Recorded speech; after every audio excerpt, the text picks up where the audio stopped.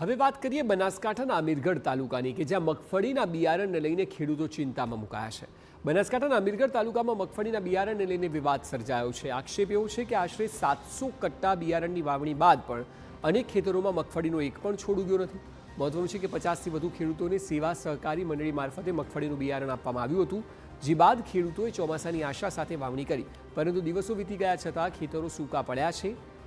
પાક સંપૂર્ણ નિષ્ફળ જતા ખેડૂતોને લાખો રૂપિયાનું નુકસાન વેઠવાનો વારો આવ્યો છે। ખેડૂતોનો આરોપ છે કે અધિકારીઓ અનેક રજૂઆત બાદ પણ યોગ્ય તપાસ કરી રહ્યા નથી, ત્યારે ખેડૂતોએ જવાબદારો સામે કડક કાર્યવાહી અને નુકસાનના વળતરની માંગ કરી છે।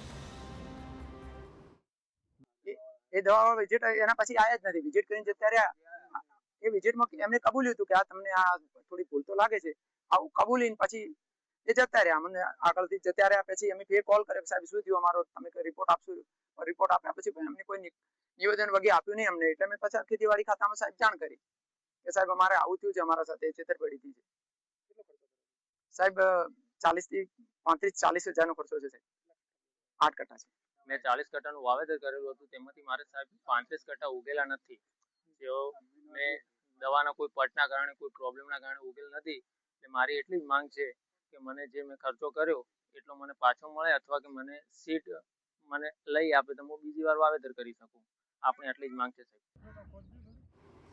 આ તરફ અધિકારીનું કહેવું છે કે ખેડૂતો ગુજકો માસોલ મારફતે મળેલું બિયારણ વાવી રહ્યા હતા અને વાવણી પહેલા એફપીઓ પાસેથી પિલોરિયા કંપનીની દવા પણ લેવામાં આવી હતી। જોકે ખેડૂતોએ વધારે પડતી દવાનો ઉપયોગ કર્યો હોવાનું પ્રાથમિક અનુમાન છે, ત્યારે સમગ્ર મામલે નમૂના લઈને તપાસ હાથ ધરાઈ રહી છે।